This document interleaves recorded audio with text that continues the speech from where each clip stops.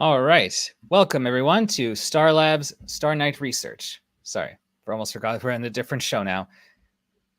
My name is BD Knight, and here with me is Aaron Greer, director and creator of the Watcher series. Hey, Brian, glad to be here. Really excited to talk with you and talk about the show. This is our second time doing this. Yeah, I know it's been a while since I saw the first show, and I gotta say it's really great to see a more Christian-based show, but also that has some pretty good action sequences and I would say a very unique storytelling that's like not so preachy, as it were. hmm Yep. Yeah, no, we definitely tried to approach it more from a general audience viewing standpoint. Because if you look at in the past 10, 15 years, some of the most popular shows, both on broadcast and streaming, have had some sort of like spiritual element to it. Probably one of the longest, most popular shows was Supernatural, and that dealt with angels, monsters, heaven, hell. It dealt with that all the time, and I remember every time I went to San Diego Comic Con, you would go on Sunday, when everyone else is packing it down for the night. You look at the big hall there is Hall H, which is like the hallowed ground. If you can get in there, that's like a big deal. And Supernatural always did their panel on Sunday, the last day, and that just became a tradition for them. And you would think it would, it's the last day, who cares? But like every time I walk by that hall, you see the crowds were lining up for this group because they were really engaged with their audience and people generally just really liked the show. And then of course you got shows like Lucifer. It was a big hit, both on broadcast, and then Netflix picked it back up because the fan outcry was there. So there's definitely interest in these themes of heaven, hell, angels, demons, faith. What does it look like? What does it mean on a personal level, on an emotional level? So I definitely think there's audience interest for that. I just wanted to present a different perspective on that, and yet still try to be entertaining, not preachy, and tell a good story. Yeah, although I say in comparison, you don't make the devil sympathetic too much, or at least not make him out as an anti-hero. Oh no, he's definitely like the devil is the devil in our show. There is no bones about that. Now, do we try? Now, does he view himself as that? No, and the way I instruct our actor to play it, he very much plays it as a wounded victim. But make no mistake, he is the evil devil incarnate. He is dark. He is trying to destroy humanity. So don't confuse that. But I think the way our actor David plays him makes it more interesting from a watching standpoint, because the element I added into it, and there was a little controversy to this, and of course, ironically enough, the people who point this stuff out to me are the Christian audiences, where I'm just like, come on, guys, like it's a Christian who wrote the show. I understand what I'm saying is in that fictitious area, but it's a fictitious show. It's like, this is why we put taglines on the front and the back saying this is a work of fiction. It is not meant to represent like facts or truth. This is fictitious for a narrative reasoning. And the big angle that we picked was, or the angle that I chose, was that I looked at it as like, if God created everything, he created the angels, the devil is a fallen angel. So he would look at his fellow angels like Michael as his siblings. And so he would refer to them as brother. And I thought making it about this conflict between Michael, the archangel, and the devil, who was a fallen angel, who was originally pretty much, based on what we know of biblical context and theologian studies, was pretty close in the hierarchy in heaven. So there are some even studies that say maybe he was even more higher up than Michael was, but they were pretty. You could argue they were on a pretty much a same peer level standpoint. So to have them be brothers and had that tension of brotherly conflicts, I think that makes it interesting. I come at it from, yes, I am a believer. Yes, I believe things in the Bible are 100% true. However, to entertain not just the Christian audience, but the mainstream audience, I think you have to get a little creative to present something uniquely interesting. Otherwise, it's just going to be, it's going to get very boring very quick, because you can't, there's no personal conflicts. It's just more the cosmic stuff. And then it becomes like this big Marvel bashed on, which I think the interpersonal relationships are what make it more tense and juicy because like there's that element in the background of the show. Yeah, no, I agree because like I'll admit, like with the first episode, the way you had Michael and Lucifer talking, it gave me a little bit like not just like Thor and Loki vibes, but also like Scar and Mufasa, like pretty much a lot of very similar stuff. Because I feel like even from biblical times, there's always this case of like a good brother and an evil brother kind of thing. Oh, it goes back to the original family and the first murder of Cain killing Abel.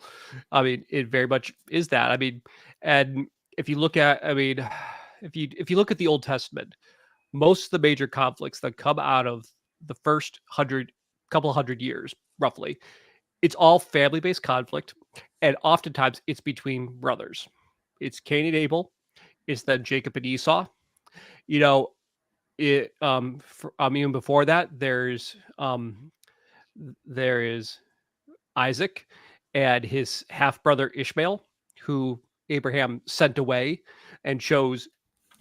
And he chose. Oh my gosh, it chose Isaac over Ishmael. That was a brotherly conflict. That was a half brother conflict. Then you got Jacob and Esau after that, and then you get Joseph and his brothers after that. So there's literally like 4 or 5 generations where it's all mostly sibling and almost all brotherly conflict. So it's a common thing. It's there. And so I think it's only natural to kind of pull upon that stuff because it's a very relatable thing and it's been going on since the very beginning. Right. And I gotta say, I definitely like how they casted Kevin Porter and my friend Joe Barra because I've been a fan of Kevin Porter for a while now, and to see him in a different kind of role compared to Batman, it's really unique. Yeah, well, that was actually I'll try to keep this story condensed as much as I can because like it's interesting that you say you've just been a fan of Kevin forever because that was actually how I first met Kevin. I was just a fan of his from like the earliest of the Bat in the Sun days. Like I'm talking like Patient J and that Patient J came first that I remember actually saw the live day. Like there was that one short film that they did called, I think it was called like Legends or something like that. It didn't I don't think it got publicly released. They just like cut piece of it up into like a kind of like just a cool little reel. But Patient J was the first like fully completed film that actually came out with Kevin being Batman for them. But then it was followed up by okay, I gotta test my knowledge here. Wasn't Seeds of Arkham, it was something else. City of Scars, I think. Yeah, Yeah, City of that was Scars. Yeah, City of Scars and Seeds of Arkham was the mini sequel to that. And so like I knew Kevin back from way back then. And then obviously then you quickly find out, oh yeah, Kevin was in Dodgeball, he was in Daredevil, and like, oh, Kevin's had this really amazing career even before he put on the cape and cowl. And so I was just generally a fan of what Kevin did with the character, just being a lifelong Batman fan, like so many of us are. oh yeah. And so I happened again, a lot of my how the show came to be happened at San Diego Comic Con. So I happened to be at my first year at San Diego Comic Con. I was there in actually no, it was my second year, 2016. I'm there, and I'm just walking the floor like I usually do on like the first and second day. And I see the Warner Brothers booth, and because Kevin's 6'5", he's massive. He was towering over, but I saw him with Aaron and Sean Shunke, and I just made a beeline for Kevin. I'm like, I want to meet these guys, and I want to meet Kevin especially. And so I introduced myself just to Kevin as a fan of his work. It was not like with any agenda or anything like that. And it was cool. I went to their panel later, great. And like I don't really think much of it. Then fast forward to the next year, 2017, and I'd had time. Like at that point, I had written this short film idea. I was thinking about who I could cast for it. I'm like, well, Kevin pretty much is the ideal physical type that I would love to do this, as it would be a long-term commitment. It's like a couple days of filming, and I think he would bring something really deep to it. Like, he brings his physical presence, but I like to challenge actors. I like to give them something that puts them out.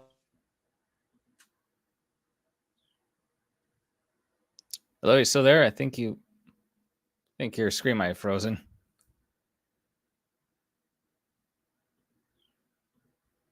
Hello, Aaron? Oh no. Sorry about this, folks. Technical difficulties.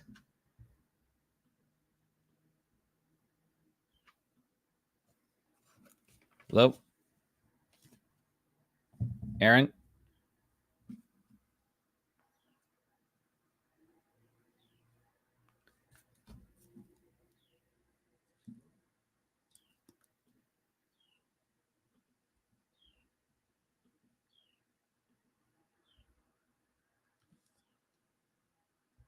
Hello, Aaron.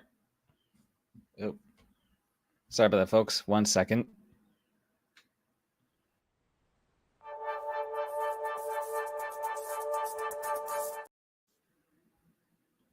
Oh, did we lose the feed? You paused for a second, but you're back on now. Okay.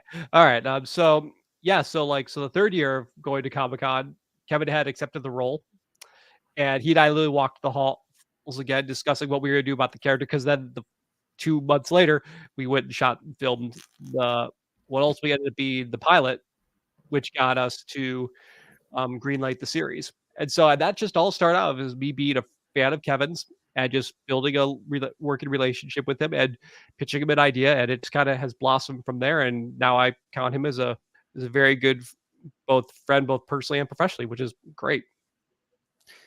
Yeah, no, I could definitely see the passion that you put into the series with the references with the actors. My favorite part is definitely with the two-parter with the pop singer, because I definitely liked how you had both sides interfering with her life, so to speak. Mhm. Yeah, well, and that was the whole storyline with the pop singer. It's a very personal story. Like that was the storyline I both was really excited to tell because of how I had wrote it. Um, the actress Sophie, I've known her for 10 years, and I wrote it with her in mind. So basically, if she had said no to playing it, I would have been in trouble because I wrote it with her in mind because I knew she could do it, and I knew she would do it the way I want it done. But the reason I was dreading telling that story is because the storyline of the pop singer is actually based on someone in my life. I'm not going to give any more details just for privacy issues, but it is based on someone in my life. I wrote the story for them because I felt like it was important to get that story out there because I don't think it's talked about enough. And I will say, since we're here specifically about for season 2, we are really going to go into it in the second season. We kind of started to hint at stuff in the drug abuse. But in season 2, it's all about like the two big things we're going to dig into with her character. And I'm really excited to continue to tell this story.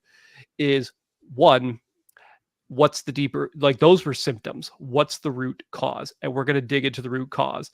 And I'm sure it's going to be uncomfortable territory for people to go to that space. But I think it's important because I think it gives voice to a group of people that need to have that voice. Need to have it represented, I think, honestly.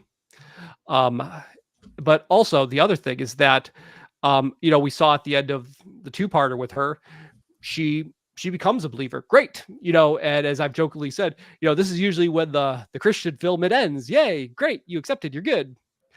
Now what? And I feel like the story always stops there, and it's like kind of like just like happily ever after. What comes next? What is actually legitimately the next step? And so we really go into like, no, it does not get easier. If anything, it actually gets harder because It's now you're aware of the battle going on for your soul, everyone else's soul, and so now you not only are you aware, but now that you've joined it by accepting, you automatically join the fight. So you go to the front line. So now the attacks on her character, especially, are coming from everywhere now. And we're going to show what toll does that take on her emotionally, mentally, spiritually, the struggles she's still working through. It's not like she just instantly got rid of all her demons. She's got to now figure that out while having this changed perspective and change of heart. How do you navigate that? And I think that's just territory that's not often portrayed in film and TV. It's always like get up to this point and then end the film or end the story. And I'm wanting to continue that because I think it's that next part that's so important. And it's the part where I think a lot of people feel like, oh, you kind of did a bait and switch. I mean, it made me think it was all going to be happy and good for there. It's like, oh no, it gets harder, Yeah, which is no, why I it's agree. important you got to steer into certain things. Like the next steps are even more crucial than the step that you took just to accept faith and move forward. It's now going to get harder. You need certain things, and that's the stuff we're going to focus on with her. And that's really exciting to tell. I'm really excited to tell that part of the story in season 2. I think it's probably going to be like there's not a weak episode in season 2. Like every episode season 2, I kind of wrote season 2 with a swing for the fence. Every storyline that I held back from season 1 for whether it was a budgetary issue, scheduling issue, or whatever, anything I held back from season 1 is in season 2. And I wrote season 2 with the attitude of like, if this is the last thing I have to say in this world with these characters, I want to make sure I leave everything on the screen and I've said everything I want to say. If this happens, if this is it, I can easily say, I told what I wanted to say. I'm done. If there's more, great. Plenty more to come up with. But if we could get season 2 made, I will be happy. And I think every episode really has something strong to say. It's very entertaining. We really ratchet up the action, the stakes, everything goes up to a big level because it's now quite literally Armageddon level stakes in season 2. No, it makes sense because TV shows always make it seem like whatever problem you're going through, by the end of the episode, like it's done with or so. But no, it's an ongoing struggle, especially with celebrities. Like they deal with heavy problems, and one night, unfortunately, like even with the blessing of God, like that doesn't go away entirely. It's something you have to keep working on. And as I recall, I think like the pop singer and the priest Mm-hmm. from the first season, they seem to have bigger roles in store for in the overall story. Yeah, because basically they're meant to be two crucial figures in a new spiritual revival that's starting with the pastor. We're going to see how the pop star gets pulled into that, and even then, actually, the political activist in episode 4, she's actually going to get pulled into that as well, and we're going to see what her role is now meant to be. So she's going to be kind of pulled into the public space as well, and it's kind of like one of those things of like sometimes movements, and in this case, this God-led spiritual revival movement can call somebody out of obscurity. And that's a big theme we're exploring. Like, God can use anybody. And you got to be willing to listen and hear the call and then accept it and trust that you're going to be okay. Even though it looks like the odds are stacked against you, it looks like you're going to be attacked from all sides. But if you know you're being called to do something, you have to step out in faith and do it. And that's kind of that's part of the overall arc and theme of season 2. And Mike, and that's again, that's also why we have Michael there. Michael's there to kind of help be the big shield during that process, and he's kind of helping them to gather and to unite and to come together and then start really giving this revival momentum. Yeah, because you had him out to be more of like a warrior type, but now he has to be more of a leader. Are you talking about Michael specifically? Yeah. I would say Michael is not necessarily meant to be the leader of any of this movement. He's always meant to be more the protector, the warrior turned protector. I think his kind of the role he occupies because he can't directly interfere with their choices, but he can protect them from the aggressive onslaught of attacks. And he very much leads more into that this season, I think.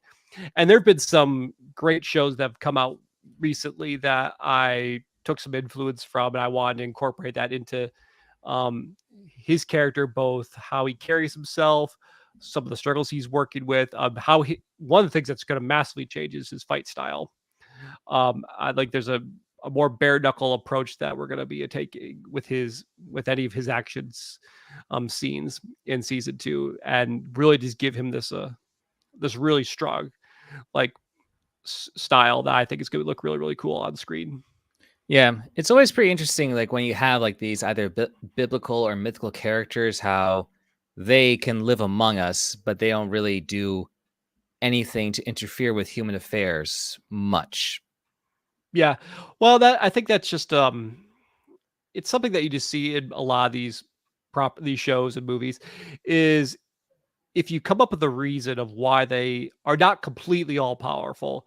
So like what the explanation we wrote into season 1 is that yes, they take human form, they retain some of their powers, but because they had to take a human form, it's kind of like it's filtered down and reduced pretty significantly. Like they still are, they're more powerful than a normal human being, but like they could not just take on an army if they wanted to in that current form. So you kind of just have like it's just all those things with world building. You have to think about what are the rules of the world that you got to try to stay with them as best as possible. So while an archangel in human form is powerful, it's not all powerful, and that's just the tricky tightrope you have to walk.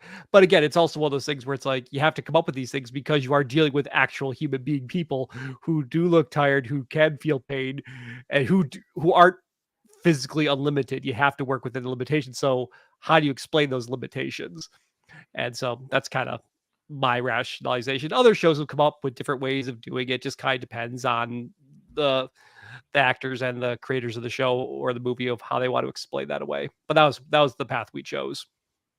Yeah, no, it makes sense. Yeah, but I often wonder like how would they actually operate in the real world, if at all, you know? Well, well, I mean, that's kind of one of the things we're going to be showing a little bit more in season 2 is how do they more interact with different people, different human characters. What do they say? What do they do? How far can they go? One of the things that we're going to be showing is that they can move amongst groups of people unseen. And can kind of like turn on and off who can see them and who can't see them. But they also can just create what they need to create in order to into somewhere. Like a good example is that one of our episodes is taking place pretty much entirely in the White House, and Kevin's character has to interact with the president. And how do you explain that? So we actually have it work out where he provides himself away, and he kind of gets himself into that into those rooms, and we show how that works out. And that's a whole episode in itself. That'd be something to see. And I think for season 2, like from what I remember at the end of season 1, that Sam, I believe that's what you're calling Mhm. his character. He's looking for specific artifacts. Well, I don't have a problem saying this part about season 2. Like, it's like I think we naturally live in a culture where everyone in media is like, "Oh, don't spoil this. Oh, don't." It's like I'm like at this point, it's like when you're a highly rated show that gets viewers based on surprise, then yeah, spoiler territory. But over the years I've been like, you know what? If people know what's coming, as long as you tell it in an exciting way, it's fun. Well, actually, what we had at the end of season 1 is that we find out that yes, it's been about that knife, the knife of Jezebel, which is still in play in season 2. But what he actually found at the end of season 1 was a book. And in the book, if you look at the last, it's like the second to last frame of the no, it's the second. It's the second to last shot of the episode. We actually show in the book that it does say the words Eden, and then it cuts back to Sam, and he says, "Time to go back to the beginning," and that's how the season 1 ends. And what that is going to be is that what we realize, what we're going to explore and reveal is that Sam is actually looking for the portal or the gateway to the entrance to the Garden of Eden.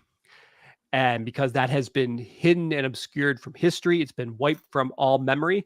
So he's got a big search ahead of him. How do you find something that no one remembers where it is? And so that's going to be one of the devil's kind of missions during this whole second season is he's trying to figure out where is that gateway to go to Eden. And the reason he wants to get back into the Garden of Eden is because when he was cast out of the garden, along with Adam and Eve, a huge portion of his power was actually left in that garden. And so he's trying to get access to that. I call it his original power again to kind of just to jumpstart things and to try to rig the game in his favor, even though he knows it's a foregone conclusion. He's trying to weasel his like all things. He's always trying to weasel his way around things. And I try see. to avoid the inevitable. So he's actually trying to get back to the Garden of Eden to reclaim his original power before it's the right time to do that. And that would pre-trigger Armageddon and all these other things. So I mean, and that's why it's such high level stakes, because he's trying to get to that. He's trying to basically go Super Saiyan with his power levels. That's the best way I can describe it. It's like it takes him up to a whole new power level that's far bigger than everyone else. And so that leads to a very big final episode of the season. Very interesting. So, do you have any more plans for more than 2 seasons, or The way it was originally conceived is it was meant to be in for sure 3 seasons. The first season I said was always going to be it's a local season. It's very, everything's very small minded in scale. You got to identify the players. I mean, ironically enough, one of the reasons why we started off with the chess set metaphor is because we wanted to say, in a lot of ways, it is a chess game of humanity. So that's why you have Michael and Sam playing that chess game in the first season of the first episode. And so season 1 is very much it's local. Identify who are the players, who are the human beings involved. You got Michael on one side, the devil on the other side. Who are the players? Let's start to move them. Season 2 is very much it goes now to a national scale. It's about the stakes in the United States. How does it affect that country? How's the revival affecting that nation? And then if we were to get interested in season 3, then it's now okay. The spiritual revival has now gone beyond these borders of the United States. Now it's become a global thing. And then we would right? go on and we'd take it on a global scale. Now that also means the budget would have to be extremely ridiculous to be able to travel to the locations we would need to probably have to travel to. But that was kind of always the original idea, is it would go local, national, international. Right, that makes sense. Yeah. But So if we stop at national, I'm okay with that. If that's as far as we get, I'm still happy with that. gotcha. Which I guess brings out to the main question for here, because as far as for with season 2, you're trying to right now you're in the process of trying to get it to be selected by Angel Studios for them to help with the funding, correct? That is correct. So how'd that get started, so to speak? Because I thought at the time it was through just Redeem TV. Well, basically, our partnership with Redeem TV was only for season 1. Anything beyond that was pretty much up to me to do with as however I could get it made, I could get it made that way. And so that's been the standing agreement with them. So season 2, it's just kind of been like, we've just been trying since we released season 1 in 2022. It's just been a nonstop effort to try to get season 2 financed. And then because like the scripts are written, a lot of the crew is ready to go, a lot of the cast is ready to go. It's just about getting the money to pay everyone. And so with season 2, I've just been exploring different avenues of trying to get finance. I mean, because we plan on shooting a lot longer and having a much bigger scale in both cast and crew and just locations, naturally the budget went up significantly from what we did season 1 for, which was, what we did with season 1 on the budget that we had was nothing short of amazing, because we did not have a big budget at all with season 1. And even by most independent series standpoint, season 2's budget is not like crazy, but it's going to allow us to do a lot more. So the reason why we came to Angel Studios is like a few months ago, obviously Angel Studios has been seeing a lot of success with releasing all these feature films, and they've been changing their model about how they receive subscriptions and how they receive, new projects. And so it was just suggested by a friend of mine. I was like, they're at a point right now where they're really taking interest in outside projects. And, if you got enough of a fan base, you might be able to generate enough support. So so I just sent it in, did their submission process. And that's kind of how we got to where we got. And, and now we have until the end of the weekend to get enough voter interest, and then that will move us into the next phase. And once you get into that next phase, your chances significantly increase, let's say. Right, it makes sense. And through that, people just have to sign up to become a guild member for Angel Studios, and from there, just to click Yep. on click on your show to to make a vote? Yeah, no, if you go onto our Watchers Instagram profile and our Facebook profile, I actually have created 5 or 6 graphics that very step by step lay out the process about how you sign up to become a guild member, how you choose your membership plan, because you could do it for just $12 a month to become a guild member. And that allows you to actually vote for us. And then you go into the guild section on the phone app, you find the Watcher Season 2 Torch video, and then you cast your vote. And then if you can, also maybe leave a positive comment, because then that shows the people at Angel Studios that there is good, positive attitude towards why to see this show. And so like I said, graphics are in the profile, both the Watchers Instagram and Facebook profile. It's very easy to follow. I tried to make it as simple as I possibly could. And there are even there's some images to kind of help you navigate your way there. Once we reach a certain level, because the way they do it is they do it by percentage of audience interest. So roughly every vote is about 1%, roughly. One to 2 votes equals about a percentage point. The way Angel Studios just literally last week they did this, so we kind of got caught up in that turnover, which is why we have now this extra week. Is you have to have a certain threshold of interest level in order to move on to the next phase. They increased that level, so unfortunately, where we were within of percentage or 2 striking distance, we are now about 10% short as of right now. So we need about 10, ideally 15 votes before the end of the weekend to meet that threshold level of 45% interest in our show to then move on to the next phase. The next phase is the financial interest phase. And that is where it gets opened up to not only the entire Angel Studios community, but also to the public at large. So like I will be able to post about it, and like you could do it. Kevin could do it. Anyone who sees it has the opportunity to express interest in investing in the show.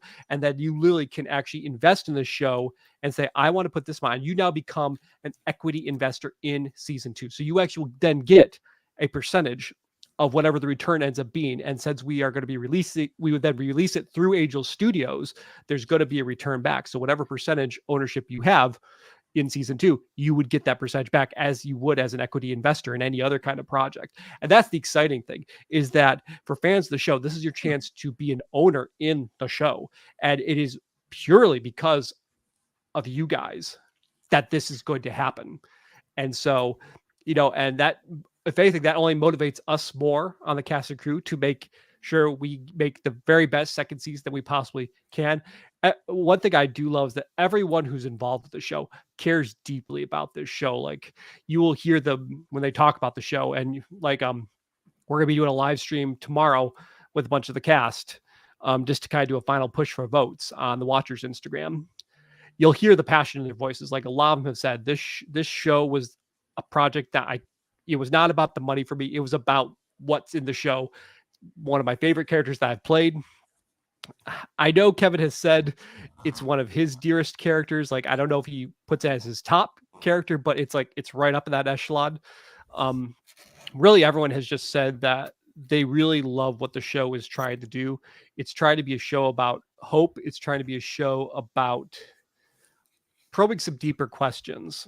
And I think Angel Studios would be a great partner in expanding our audience because they have such a huge audience base already. I think the thing that really makes it stand out on Angel Studios is because they don't really have a show like this. They had a feature film that came out earlier, or late last year, called The Shift, that kind of was starting to touch on it, but it was more in a sci-fi dystopian sort of thing, where it wasn't as obvious, like it's about spiritual warfare and angels versus demons. They haven't really had a project like that on Angel Studios so far. I think that's what makes our show such a good fit for them, because it's different. It's different. It's got all the action elements. It's got great actors doing what they do best. And I think that's what makes it such a huge draw for Angel Studios to consider partnering with us on that. So that's my hope, is that, from here till the end of the day tomorrow, we get the 10 votes we need to move on to the next phase. And I think once it opens up to the entire community and we can say, hey, Angel Studios has gotten behind this, now we need people to come in and help finance it. I think that's where we're going to really see the ball rolling. And as soon as that happens, then we get the money and then we go right into production. And like I said, we're pretty much production ready. It's like as soon as that money hits the bank account, we're off. Yeah. So as far as for with the people getting equity back and stuff, that's is that based on just like with the initial like $12 for the voting, or more so like after the first phase? Yeah, no, that's just like the $12 to join the guild. That's just to become a guild member subscription. So treat it like as you would if you were subscribing to any other streaming service. It's just their monthly membership dues.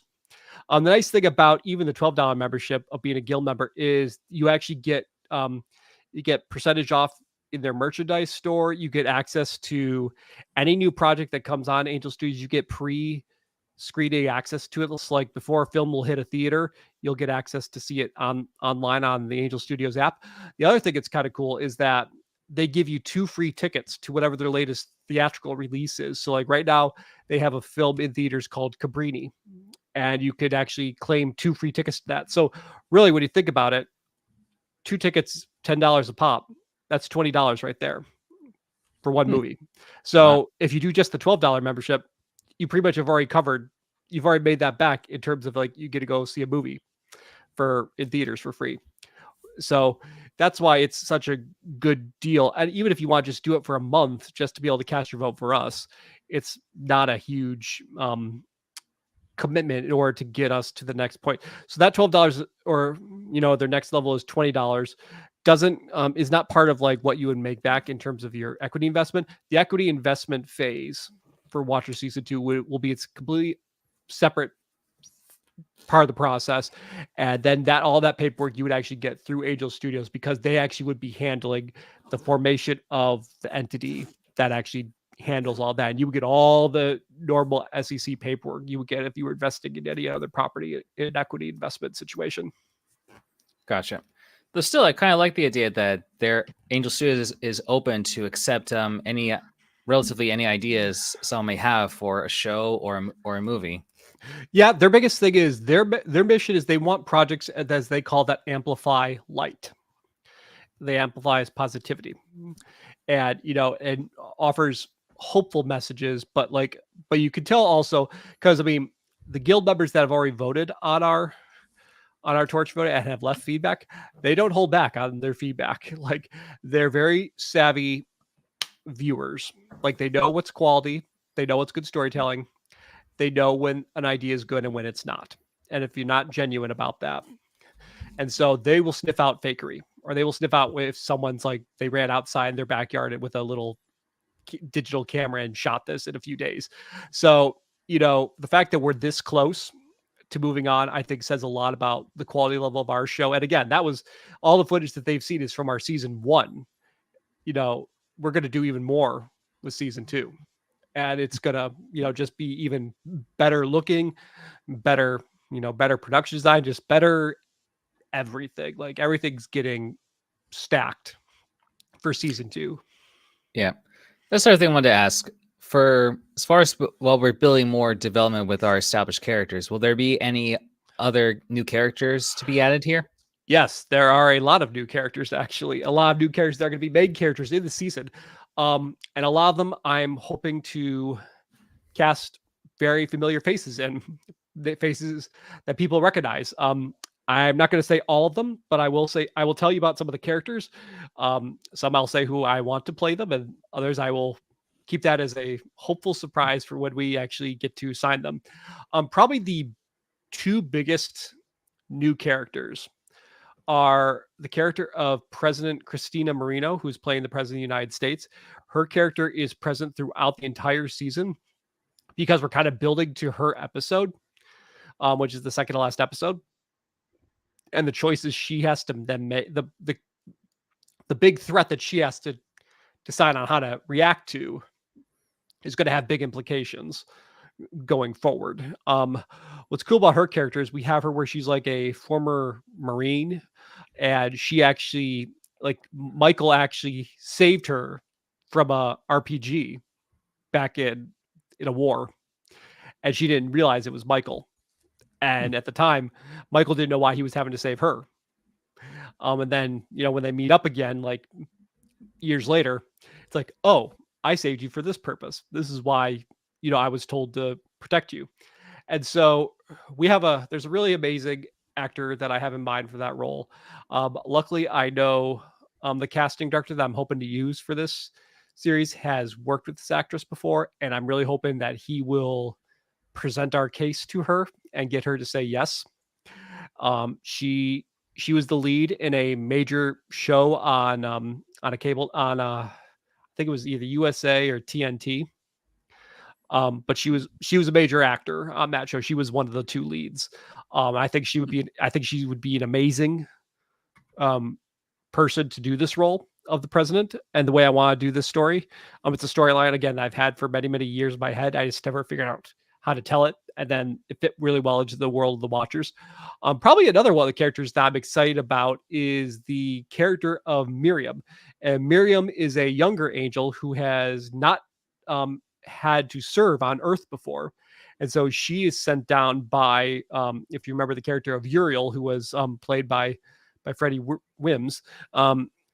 She's sent down to kind of be a sidekick slash apprentice to Michael's character. And so she's a little bit more naive. She's very excited to be amongst humanity, but she very quickly gets to also see both the good and the bad sides of humanity. So, but the cool thing is she's kind of got a little bit of this energetic naivete to her, which is always, I think, fun to play, especially when you put it against a gruffer, more weathered person, especially with how Kevin plays Michael. I think it would just be fun to see this kind of energetic personality bounce off of him. But again, she is a warrior angel, so she is still very skilled. Make no mistake. Yeah, she's naive to the world of man, but she could take care of herself. And we're really hoping to, through Kevin, hopefully attach Amy Johnson to that role. And you would probably know her from playing Harley Quinn in the Bat in the Sun beatdowns. Yep. And she's a fantastic martial artist, stunt woman. She's done, oh my gosh, she's done so many amazing, been the lead in a bunch of feature films. She's also been a great character actor in a bunch of things. Probably one of my favorite roles for her is her playing opposite Scott Adkins in the first Accident Man. I thought she was great in that. And so I'm really hoping we can approach her about playing this character of Miriam. I think she would bring a lot of depth to that role. So that's probably one of the more exciting roles. We do have the Angel of Death does make an appearance. He's not in there very much, but he does have impact in terms of what he has to reveal about certain plot elements. I see.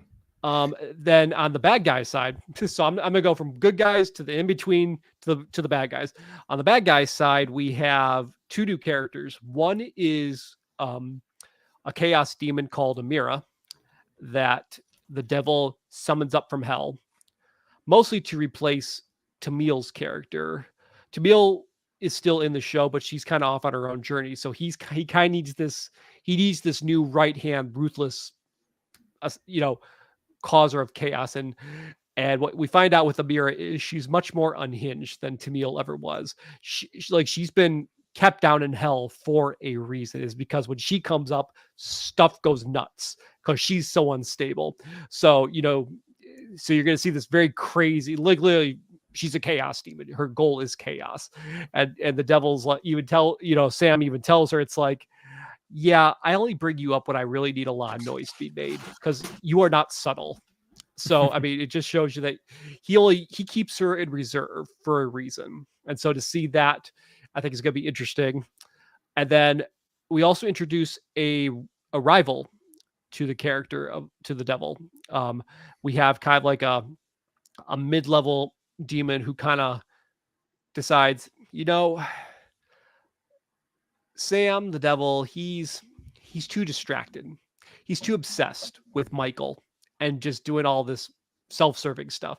He's not really thinking about us. He's not thinking about, just enjoying what we already have. We already have control of humanity. We already have this kingdom of our own, and he's kind of, this demon feels like the throne's up for grabs if he plays his cards right.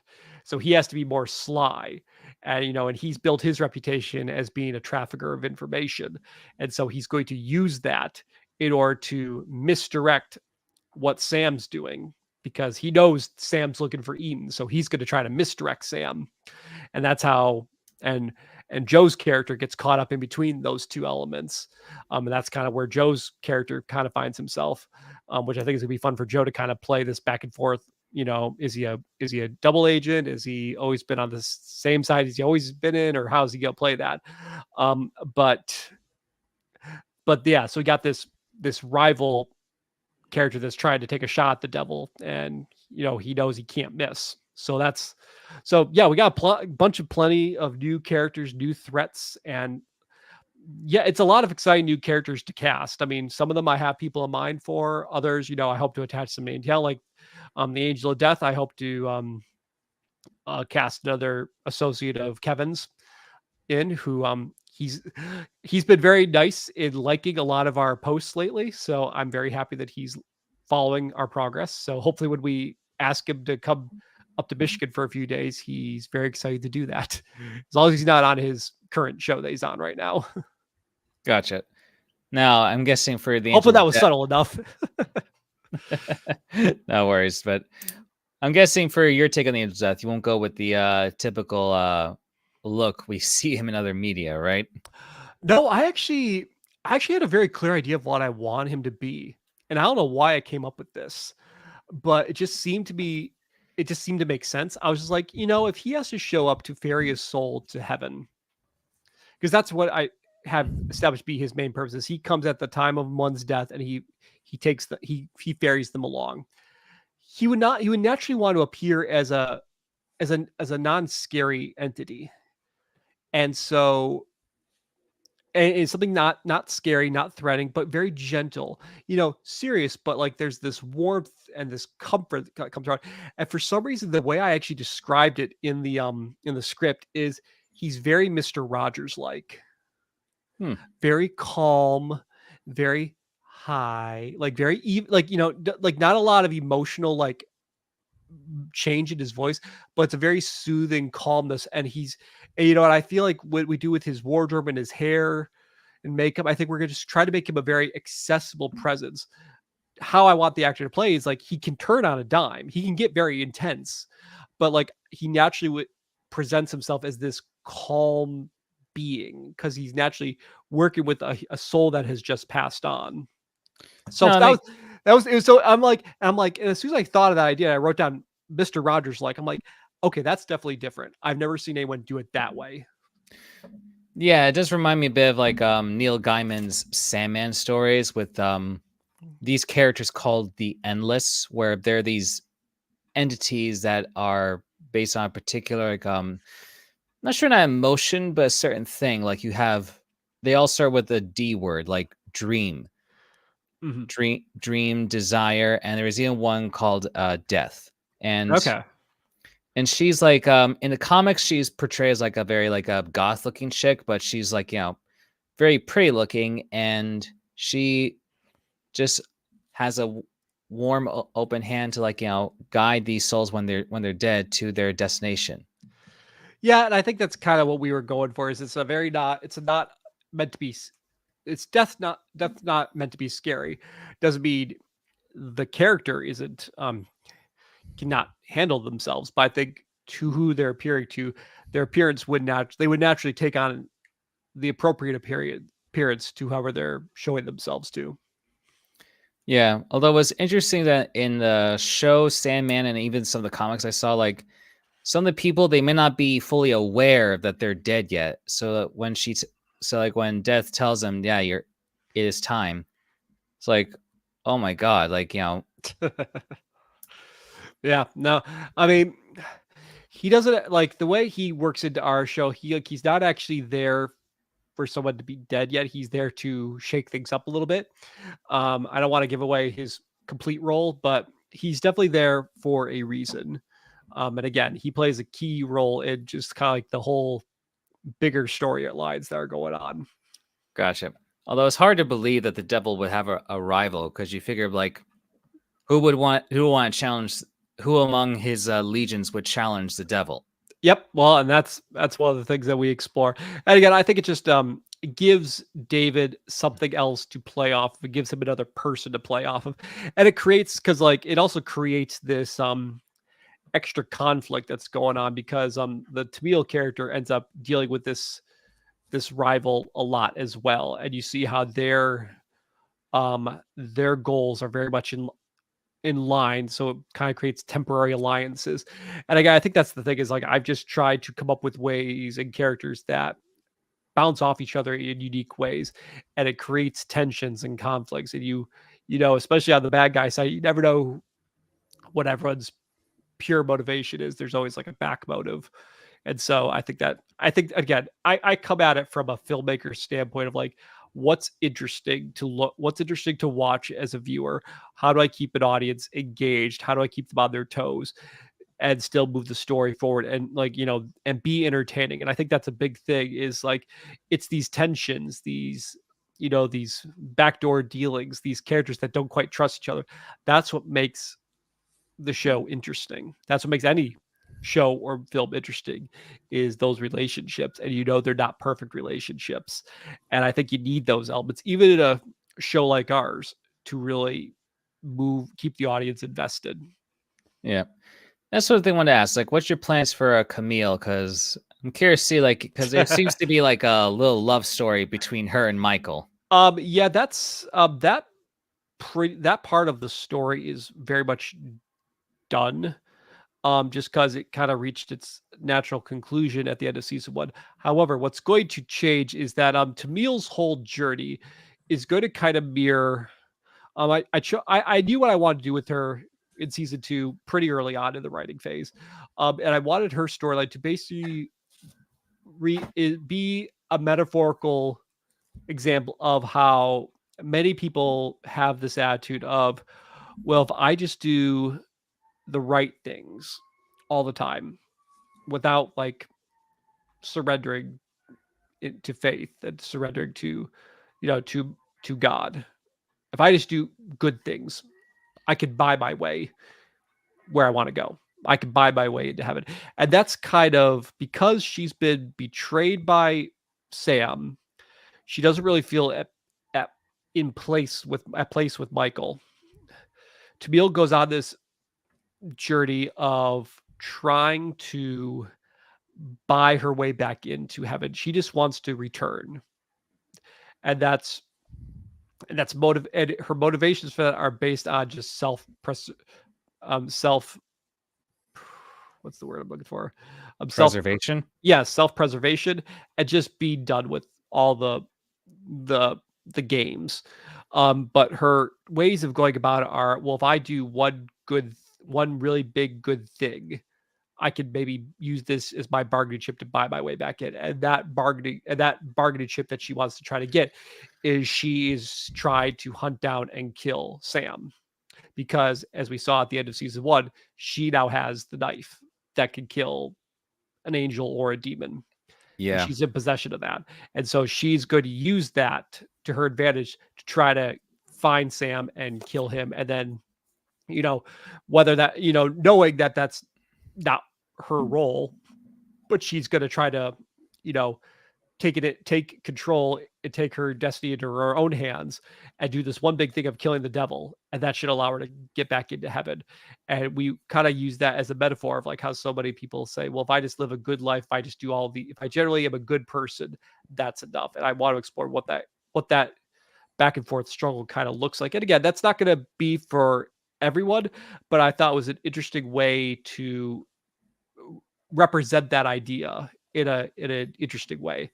And so that's gonna be the big thing with Tamil. I mean, she's definitely gonna bounce up against a lot of the new characters. She's gonna have to, there is an episode where she has to work um together with Michael, which obviously every time they're on screen together, there's always great tension there because of their history.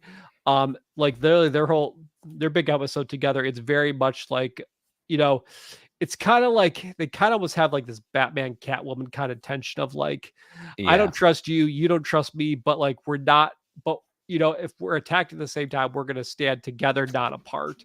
But at the end of the day, if you still turn around, expect me to be already out the door. And Yeah, so pretty much. so that's kind of where they're at. The romance side of it has pretty much concluded. It's now about what happens now that we've kind of gone beyond that point. I clearly have a mission. You clearly have a mission. Are they going to be in tandem with each other, or are they going to be in opposition of each other? And what does that kind of do? Because she like, and the way we actually broke it up, there was actually I actually had a description for the three main characters, which are Sam, Michael, Tamil. And basically, with season two, the main idea between the three of them now, how the status has changed from season one is now you got the good in Michael, the bad in Sam, and then now you got Tamil, and she's now become the wild card. And that's kind of the role she will play in season two. She's the wild card. You never know who she's going to side with. If she's going to help or hurt, you just never really know because she's now kind of just on her own self-serving Michigan, and she's going to do what's best for her. Right. That makes sense. Okay. Yeah, we're interested to see like what's gonna come about. So I Yep. guess no new love interest for Michael. No, I think we that was one of the things that got a little bit of it was a common pushback and critique of season one. So I think it was again fictitious show. I knew there were going to be some things that seemed to be the common ones. So it just it worked. It was needed for season one. I think it's not really needed for season two. You can still have that history, but you don't really need to be like dwelling on it really. And so I think with season two, Michael is very much all about being dedicated to his mission of being protector. However, one thing you definitely do see is that his relationships with the human characters that he's interacted with in season one, he continues to interact with in season two. He does start to very much show how much he cares about them, especially the pop star character. Like, because he developed a very special connection to her in the first season. And that Oh yeah. also goes for Kevin and Sophie as people in real life. Like Kevin felt very protective of Sophie in the first season. Like, that's why some of their scenes are some of the most emotional, best scenes in the whole series. And we're going to keep playing up on that. And they'll talk about that more in the live stream, I'm sure tomorrow as well. But it's more about the relationships that Michael has with this new character of Miriam, who's kind of his apprentice, but also with the human characters that he's already begun to develop relationships with. That's more where we see those are the relationships that we explore more for Michael, and we see more of that empathy, that tenderness, that extreme protectiveness come out. And I think it's going to be even more strong, even stronger now, more so, especially because since we filmed season one, Kevin has become a dad. And I think he will naturally bring even more of those very protective fatherly instincts to the character now, which I'm very excited to kind of unleash all of that. No, that's good. Yeah, and I think like it's nice where not every show has to have like the romantic drama kind of thing. Like will they, won't they kind of thing. It's Yeah. Well, and like, and that's an interesting thing is like, with the first season, it was more about, wasn't like, necessarily pushing towards a romance, but it was acknowledging that there was something in the back. Like, and and as it is with anyone you've had a relationship with, there's always scar damage. There's always, unresolved things, or, in the case of like Kevin, or I mean, with Michael and Tamil as characters, there was unresolved stuff and there was that constant tension. But the fact of the matter was, he is dedicated to serving and he's not compromising that. And they had that conversation. It was a very emotional conversation, but I mean, like he drew his line in the sand. And again, it's just as being a keeper of the story and the keeper of the character. Um, it's both mine and Kevin's job to honor those decisions and not commit this in a backtracking. So, and I think that allows characters to continue to grow and evolve. And again, it allows Kevin's character to do more with the other characters, but also freed up Tamil now to go on her journey. And her journey is kind of like like I said, she's in this wild card gray space of you never know what she's going to quite do. And it allows her to kind of re-examine all the decisions she's made since she first joined the revolt in heaven that yeah. led her to where she's at now. And I think that will also make for some very interesting storytelling. And again, it's all about what's interesting storytelling, what's interesting character development. And again, it gives the actors more unique things to do instead just kind of pining after someone. Like it's part of their DNA, but like it's not going to be what they dwell on. They move forward, they get new goals. Or again, another thing with her character is, because she feels like she doesn't belong anywhere, there's this hopelessness that she feels like, where do I belong? I don't really belong anywhere or with anyone. So I have to look out for number one, which is me. So what do I do? What do I want? And, because she is who she doesn't always make the best decisions, but she goes at them 100%. And I think that, again, makes her much more interesting viewing. And it's unexpected viewing because it allows us to have a character that can constantly surprise you as a viewer. Yeah, no, I get that makes sense, and that'd be interesting to see where the story takes place with Tamil, Michael, and everyone, because Yeah. you really do feel like for these characters for how they want to make some changes, and how the three of them, yeah, they have their own goals set in mind of how they want to essentially, I guess, serve the Lord, so to speak. Well, Yep. more so Tamil and Michael, not so much Sam. Yeah, no, he's definitely undermining. And I'll just say that there is a scene in the desert that the devil comes across the last person he would want to run into in the desert. And let's just say if you know your Bible, it's pretty much a similar interaction that the devil's had with this person, except it's in reverse. And it does not end well for him. It's a great little scene that I'm really excited. Our actor Sean, who plays this character in the show, some people picked up on who he was, some people didn't. One of the things I made sure I did in the second season is clarify, very very clearly lay out who he is, what he's playing, how he's playing it.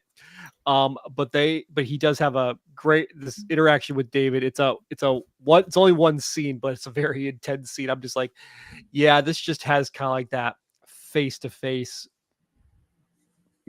chesting up kind of vibe. And I was just like, I just want to see this scene just because I think between these two guys and how they play these characters, I think it'd be cool to see. So there are cool little scenes like that some of them are just there to added some extra wow factor. Yeah, it should be quite a treat. And because for pretty much for Sam's goal, like, what is he trying to be like? Pretty much take charge of pretty much everything with new spiritual revival, basically be in charge of heaven and everything. Well, I mean, the devil's goal has always been twofold, as I choose to believe it. One is to destroy humanity, and two is to dethrone God and insert himself in.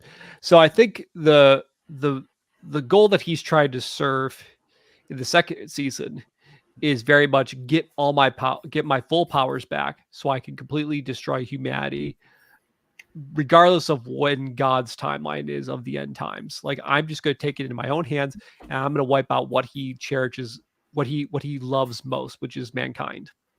And that's kind of his overall goal. Like, the first season, he's kind of trying to gain other people's loyalty. He's trying to convince Michael to join his side and all that jazz. And, in season 2, it's very much like however nice people thought the devil was in season 1, he's kind of like throwing all that away. Like season 2, it's full on bad devil, which and it's an angry devil. It's it's kind of like a wounded animal, cornered kind of devil. And I'm very excited for David to play with that because we saw little hints of it in season 1, but we never fully let it go crazy.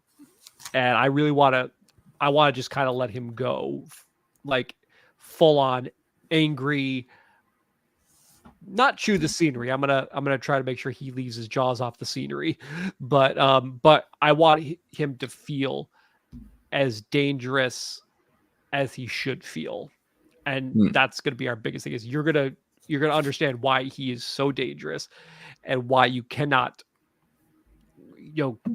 not why you cannot underestimate him, and he will bring his full wrath and aggressiveness towards Michael and the rest of the characters. Like he's not holding. If he was maybe holding back a little bit in season 1. In season 2, he's not. I see. Well, that'd be interesting because it'd be great to see like what if like at some point in the series would you have like an actual like physical fight between Sam and Michael? There's something of, without giving too much away, there is a little bit of that in the final episode. There is a very big confrontation that it's going to be a very complicated day of shooting, but there is a very big confrontation in the last episode of season 2. Should be quite something. Yeah, all I'll say about that is the wrath of the dragon is fully unleashed in that moment, and I will leave it at that for people to speculate what that means. That's good. That's good to see. Well, let's say it's going to be our time for today. Thank you again for joining me on this live stream, Aaron. Yeah, my pleasure, and thank you for inviting me. And for any of you that wants to become a guild member and vote, be sure to click on the description box, for there's a link to where you can sign up to get the app on your phone or sign up on the computer. And there, just make sure you click on the watchers to vote for season 2. Yes, and I appreciate everyone who's already cast their votes so far. And like I said, we have till the end of this weekend to get the necessary votes. We are about 10 votes shy. Ideally, we'd like 15 just to secure our place, but every vote does matter. I want to say right now to everyone who is considering voting, please know that I see your votes, the cast see your votes. We really appreciate every vote that you do. And also, just as a little special extra incentive, is for anyone who votes from here until it closes down, I am giving away signed cast posters from season 1. We have beautiful 11x17 posters that are signed by the entire cast and myself. They were created by Paul Shipper, who has designed posters for Marvel, Star Wars, Disney, whole 9 yards. He's done breathtakingly beautiful work because he works in the hand-drawn poster style. So the poster looks amazing. If you take a screenshot or take a photograph of your screen showing that you voted, put that up on your Instagram in your stories and just tag the watcher's profile. I will then reach out to get to your mailing address, and I will make sure you receive a poster as just an extra special thank you from all of us here for supporting us as we try to get this into the next phase of Angel Studios. So thank you for that. And again, I really appreciate, Brian, I appreciate you bringing me on to spread the word. And again, thank you to everyone who has voted so far. And if you are considering voting, we really appreciate any extra votes that you can bring our way. Not a problem. Not a problem. I'd like to help creators bring out more of their vision. And if they have a chance to be a part of places like with Angel Studios, then that's all good for me. Yep, for sure. Yep. Thank you. Thank you all for joining us today on Star Night Research.